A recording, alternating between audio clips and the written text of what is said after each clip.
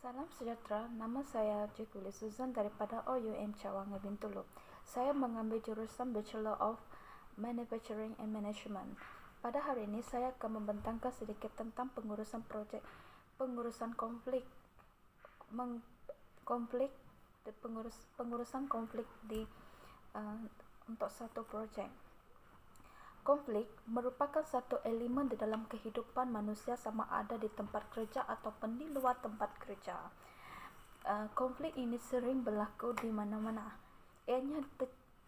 Konflik ini tercetus disebabkan oleh seseorang itu mempunyai kemauan atau pengharapan yang sering bercanggah dengan kemahuan dan pengharapan orang lain, sama ada majikan, rakan sekerja, keluarga sendiri ataupun individu-individu lain yang berurusan dengannya.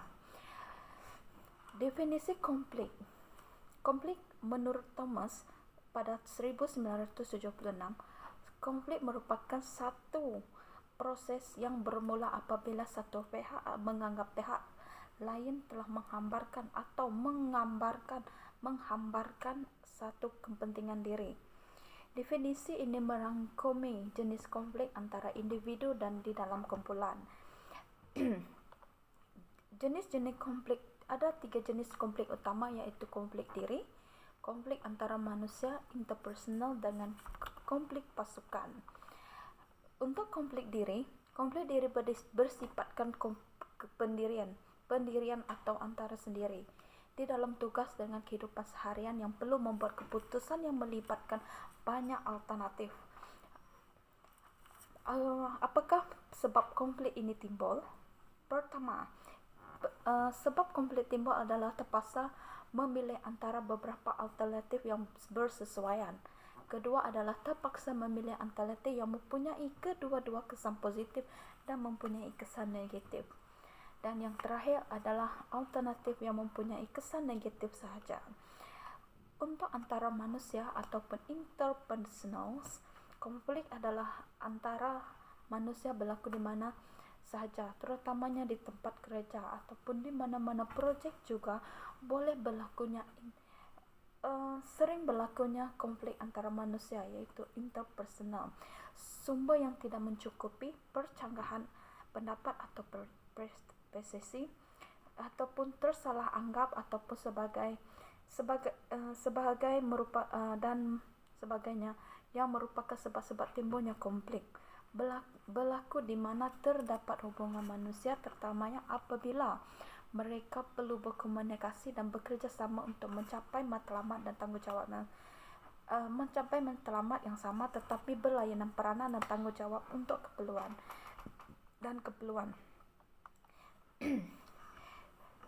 Jenis kenapa tercetusnya konflik? Sebab-sebab tercetusnya konflik adalah tercetusnya konflik antara manusia adalah, pertama, tidak setuju dengan maklumat ataupun tujuan. Percanggahan ini sering berlaku kerana tidak bersetuju dengan pendapat pihak lain dan maklumat dan tujuannya yang tidak sehala, menyebabkan sering berlakunya konflik di dalam pengurusan di dalam sesuatu projek. Seterusnya, tidak setuju dengan cara melakukan tugas itu, di mana SOP melakukan sesuatu ianya bercanggah dengan orang lain. Seterusnya, tidak bersetuju dengan sesuatu keterangan atau fakta yang diberikan orang lain. Selain untuk konflik berpasukan di dalam organisasi, satu pasukan akan menghadapi dua jenis konflik yang dalam menjalani peranan dan tugas mereka. Ini di dalam organisasi.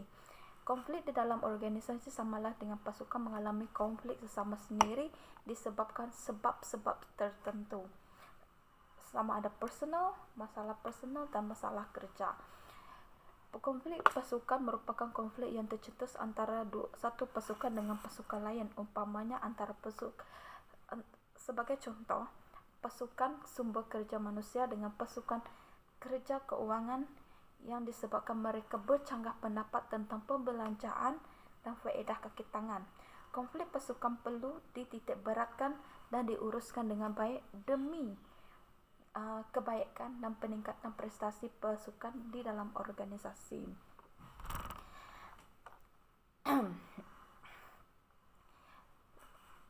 Tanda-tanda konflik ataupun pertunjukan konflik daripada seseorang.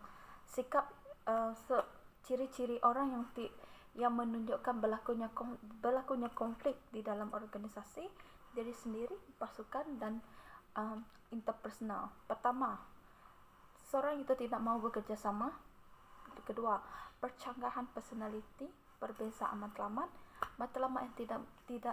yang tidak cukup penjelasannya, kemahiran berbincang secara terbuka, rendah kemahiran mendengar, menggunakan bahasa yang rendah, peranan yang sesuai, mengabaikan perintah, kurang keterbukaan, kurang bekerja sama, perbezaan pendapat tentang kerja, kekaburan kawasan tanggungjawab sendiri, dan kekurangan maklumat yang berguna. Konflik dalam organisasi, koordinasi dan kawalan pekerja berbeza peranan tetapi mengharapkan pertolongan atau perkhidmatan antara mereka atau kawalan terhadap kemudahan seperti alat pendengar, prosedur untuk mendapatkan terlalu rumit dan panjang. Kesukaran sumber, pekerja atau pasukan bersaing untuk mendapatkan sumber untuk keperluan tugas mereka.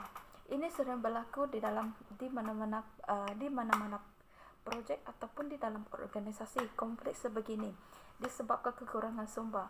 Sebuah organisasi yang mengurangkan kos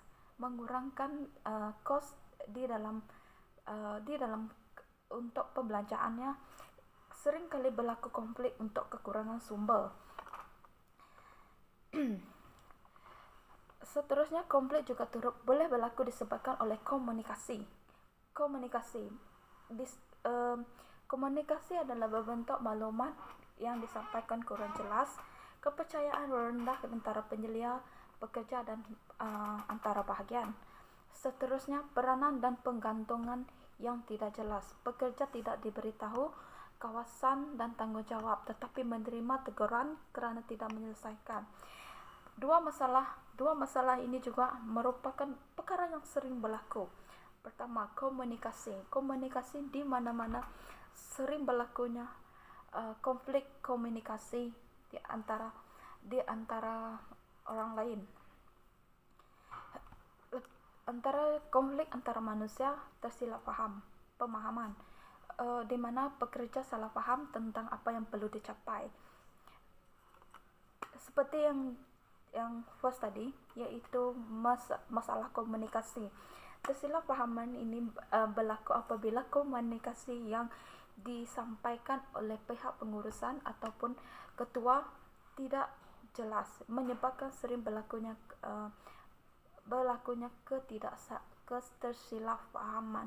tersilap pemahaman. Seterusnya, emosi. Peranan seorang terhadap orang lain mungkin berpunca daripada salah anggap. Yang salah anggap yang berlaku boleh menyebabkan emosi. Nilai. Konflik yang rumit untuk diuruskan disebabkan oleh kepercayaan dan personaliti individu yang berbeza. Penyedia sekurang-kurangnya cuba memahami nilai dan yang dibawa oleh pekerja dengan digunakan dengan cara positif. Ketua di dalam sesuatu organisasi, bagi mengelakkan berlakunya konflik, diorang perlu memainkan peranan diorang dalam menyelami personaliti seseorang di bawahnya bagi mengelakkan berlakunya konflik. Okey. Kebaikan konflik di dalam sebuah pengurusan ataupun di dalam sebuah projek, ianya boleh melahirkan masalah dapat menzahirkan masalah yang dihadapi oleh kumpulan ataupun kerja ataupun pihak individu lain. Keputusan yang berkualiti tinggi terhasil dari usaha penyelesaian konflik. Jika berlakunya konflik, kita perlu menyelesaikan dan kita dapat mengambil kebaikan daripada tercetusnya konflik. Mengapa konflik berlaku dan kita kita akan dapat mencari penyelesaian terbaik untuk menyelesaikan konflik. Selain itu juga, kebaikan konflik adalah lebih banyak alternatif yang dapat dijana. Pertambahan ideal ataupun ideal akan tercetus lebih banyak. Mereka yang terlibat dalam proses akan merasakan keputusan dicapai adalah bilik bersama. Ini merupakan salah satu kebaikan daripada konflik yang timbul. Apabila konflik timbul, perbincangan dilakukan dan kita dapat mencapai satu keputusan bersama. Memerlukan pemikiran tajam, maka hasilnya adalah komunikasi yang lebih jelas. Untuk penyelesaian, kita perlu menghasilkan komunikasi yang lebih jelas bagi menyelesaikan projek untuk mencapai matlamat bersama. Selain itu juga kebaikan konflik adalah kita dapat menambah pengalaman masa kesusahan. Membuat keputusan adalah satu cara baik memupuk kepercayaan dan keterbukaan antara individu lain, organisasi lain, dan orang lain. Menjelaskan pelbagai pandangan yang berbeza, mengalahkan dan memberi tenaga kepada individu.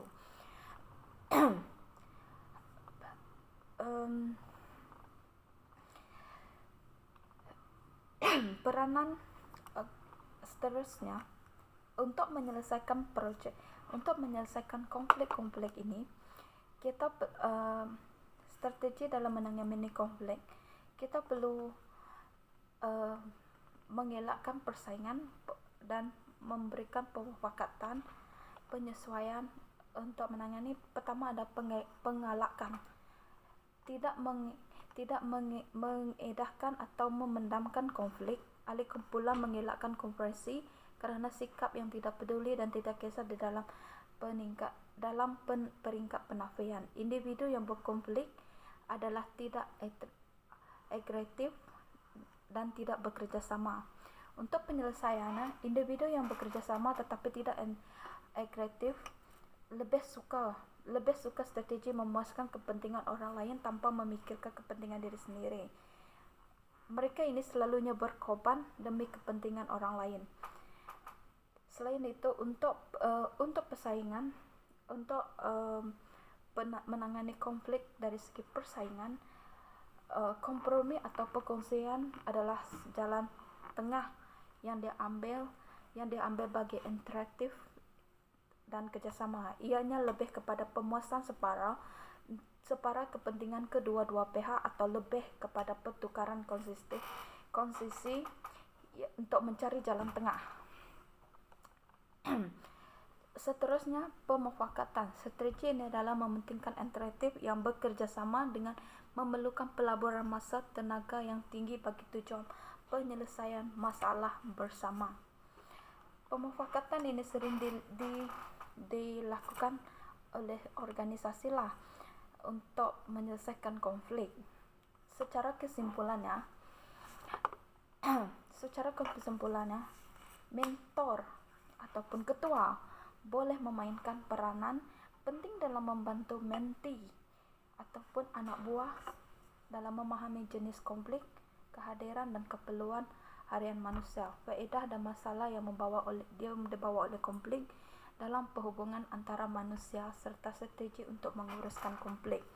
Oleh yang demikian, konflik perlu diselesaikan secara bagus, secara terbuka bagi mengelakkan berlakunya percanggahan ataupun ketidakterlaksanaan suatu projek. Itu saja dan sekian, terima kasih.